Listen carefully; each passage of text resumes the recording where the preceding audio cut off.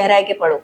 یعنی اللہ جس سے محبت کر رہا ہے ہمیں بھی اس سے محبت لازم ہے، اور جس کے لیے دنیا کائنات تخلیق کی گئی وہ محبت تھی، اور محبت میں ایک شخصیت کہ جن پر ظلم بھی کیے گئے، جنہیں آزمایا بھی گیا، حالانکہ جن کے لیے مطلب خزانوں کے منہ کھلے ہوں، ان کے لیے کیا ضرورت ہے، وہ تو ایک انگلی کریں اشارے سے جو ہے وہ چاند کے 2 ٹکڑے ہو جاتے ہیں، سبحان اللہ۔ تو مطلب ایسی شخصیت کو جو ہے وہ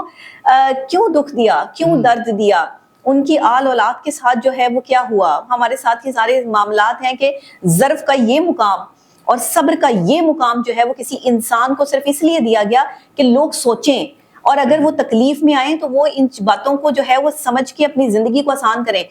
میرا دکھ تو کچھ بھی نہیں ہے، میں تو اپنے دکھ کو کوئی دکھ نہیں سمجھتی، میں سمجھتی ہوں کہ جو دکھ، جو اذیت جو ہے وہ رسول اللہ صلی اللہ علیہ وآلہ وسلم اور آل رسول نے اٹھائی، اور جس طرح اسلام لانے کے حوالے سے ان کو مشکلات کا سامنا کرنا پڑا، وہ تو کسی انسان کو تو اتنی مشکلات کبھی آئی نہیں ہیں۔